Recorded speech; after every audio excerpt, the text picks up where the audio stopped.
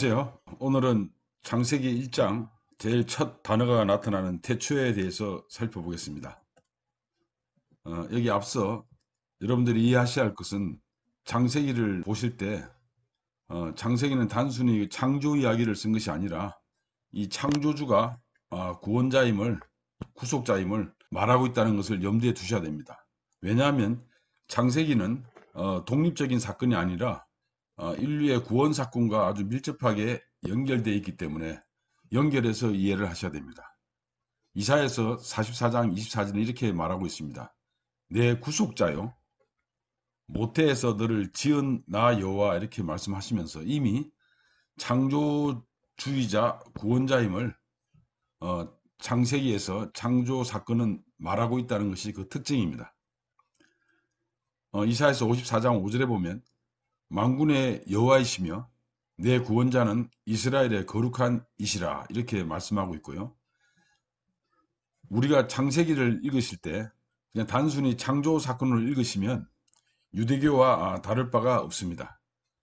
그러나 기독교인인 우리들은 주님을 영접한 우리들은 이 창세기를 읽을 때 창조주의 그 무한하신 능력과 전능하심을 기억하고 또 그런 역사가 그리스도의 계시를 통해서 우리한테 나타난 것을 여러분들이 이해를 하셔야 됩니다. 유대교와 다름없다는 것은 특별히 요한복음 1장에 잘 나타나고 있죠. 그 태초에 그 말씀이 우리 가운데 거한 것을 사도 요한은 증명하고 있습니다. 즉 유대교와 다르고 그 창조주께서 바로 우리의 구속자가 되심을 말하고 있습니다. 그래서 요약한다면 성경은 인류를 창조한 이야기가 나오고 물론 창세기부터 시작하는 거죠. 그 다음 예수 그리스도께서 인류를 위해서 고통을 받으시고 결과적으로 우리의 구원의 길을 열어주신 것을 말하고 있습니다. 이런 점에서 창조 자체가 창조로 끝나는 것이 아니라 언약 역사의 시작이며 뒤집어서 이야기한다면 언약 역사는 창조의 목적이 되기도 합니다. 이 창조자의 위대함은 이 창세기에 나타나는 이 하나님의 위대함은 바로 고난받는 전능자 곧 예수 그리스도의 이 고난과 또 그 십자가 사건, 물론 이제 고난받는 거와 십자가 사건은 동일하겠지만 이 전능자께서 바로 우리의 창조 신앙의 어떤 특징이 되어야 됩니다.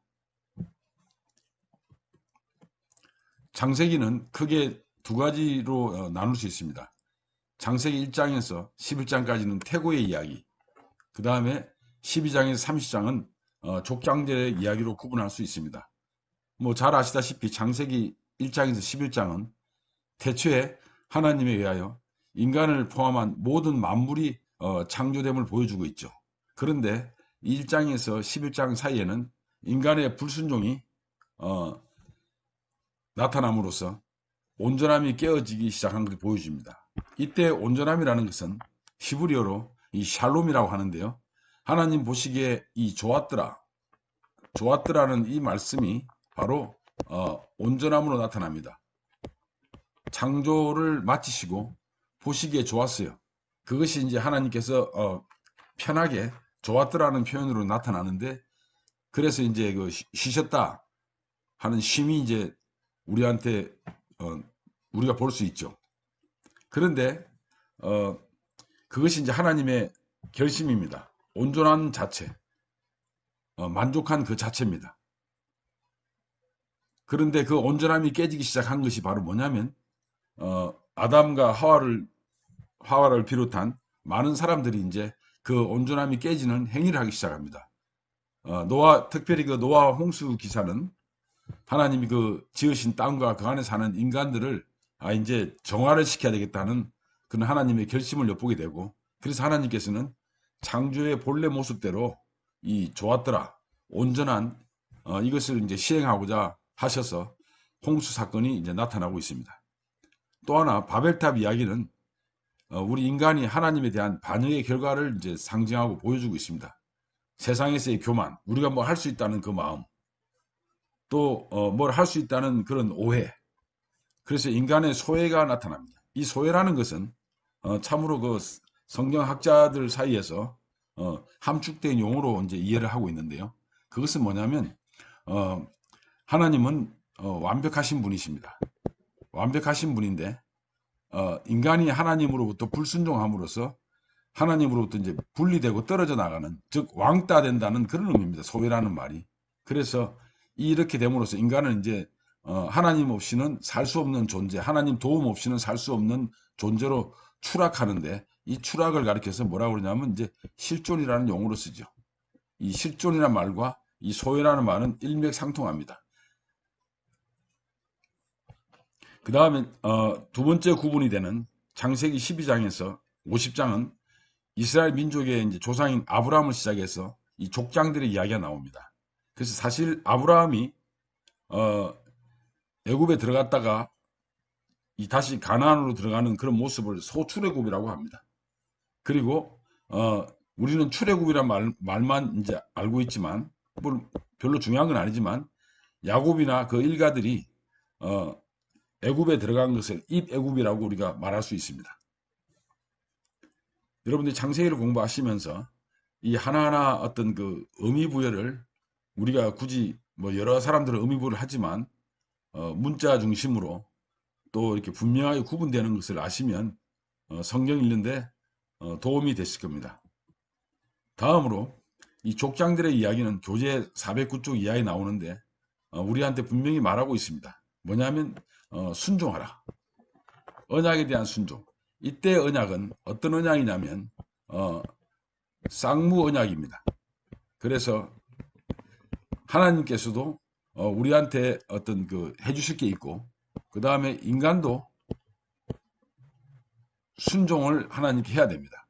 그래서 하나님께서는 우리가 순종했을 경우에 하나님께서는 우리를 지켜주는 그런 역할을 하십니다. 그렇기 때문에 전통적으로 이 언약은 쌍무 언약이라고 합니다. 한쪽으로 일방적으로 강요하거나 하는 것이 아니라 아주 평등한 상태에서 인간의 어떤 그 순종과 하나님의 보호, 이런 것이 양쪽에 깔려 있습니다. 물론 그 기반에는 언약이 있는 겁니다. 그러므로 이 언약에 대해서 가장 잘 나타나는 게 신명기입니다. 신명기가 언약을 이제 강조하고 있는데, 언약 순종을 강조하고 있는데, 신명기를 보시면 핵심은 이렇습니다. 하나님께 순종하면 복을 받고 하나님께 불순종하면 벌을 받는다는 것입니다.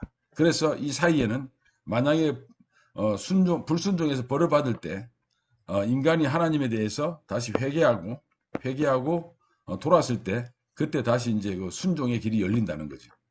그래서 신명기에는 이러한 사상이 아주 뚜렷하게 나타나고 있고, 이것이 신약까지 이렇게 흐르고 있습니다. 그래서 족장들의 이야기는 이스라엘을 향한 그 하나님께서 행하신 역사입니다. 어떤 일을 하셨는지를 우리한테 잘 보여주고 있죠.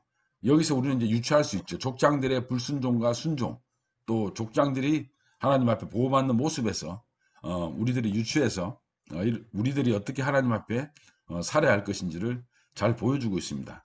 또 하나 특징은 뭐냐면 그 언약이 영원하다는 거예요. 단순히 일회적으로 끝나는 것이 아니라 아브라함한테 말씀하셨던 그 언약이 쭉 연결이 돼서 선지서까지 흐르고 있습니다. 그래서 이 언약이 다시 더욱 구체화되는 게 예수 그리스도의 이제 죽으심과 부활하심, 이걸 통해서 이제 우리한테 구원의 길을 열어줬다는 그런 언약으로 이제 승계가 되죠. 자, 그러면 이제 창세기 1장 1절에 태초에라는 말씀에 대해서 한번 살펴보겠습니다. 교재 49쪽 이하에 있는데, 원래 태초라는 말은 이 레시트라고 하는데요. 이거는 시작이나 태초, 전환점, 우두머리, 이런 뜻이 있습니다. 어원적으로는 아주 불투명한데요.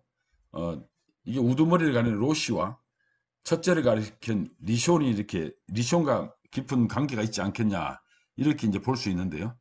이 태초라는 말은 히브리어 레시트는 어느 특별한 기간에 처음을 이야기합니다. 그러니까 이것은 꼭 창세기에만 등장하는 것이 아니라 어떤 특별한 기간에 시작할 때 이 기간의 처음을 이제 말하는 겁니다. 용례를 보시면 신명기 11장 12절에는 네 하나님 여호와께서 돌봐 주시는 땅이라, 연초부터 이 초가 나오죠. 이게 이제 레시트입니다.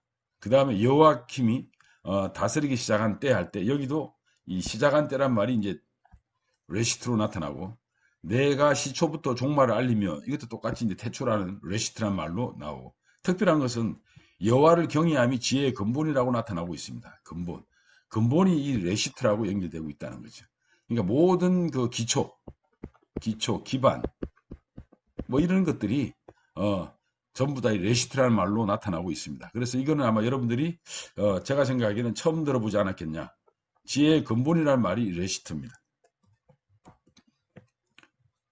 그 다음에 이제 태초는 하늘과 땅이 창조되던 기간의 처음이라고 앞에 말씀드렸지만, 창조된 어떤 기간의 처음인데 창조의 시작을 알리는 말이죠. 만물은 모두 기원을 가지고 있으며 그 기원은 처음의 시간과 함께 시작됐다. 처음의 시간. 이게 이제 태초죠. 이 처음의 시간이, 이 태초가 하나님과 함께 시작했기 때문에 하나님이 진정한 창조주다고 잠언 8장 23절을 말하고 있습니다. 만세 전부터, 태초부터, 땅이 생기기 전부터 내가 세움을 받았다. 이렇게 말씀하고 계시죠. 이 단어가요, 레시트란 단어가, 태초라는 단어가 성경의 첫머리에 등장하는 것은 우연이 아닙니다. 레시트가 모든 만물의 기원이자 근본임을 설명하는 용어입니다. 그래서 역사의 시작으로서 하나님의 이 계시의 수단이 되고요. 하나님이 진정으로 창조주이심을 보여주는 아주 귀중한 단어가 되고 있습니다. 지금까지 태초에 대하여 살펴보았습니다. 감사합니다.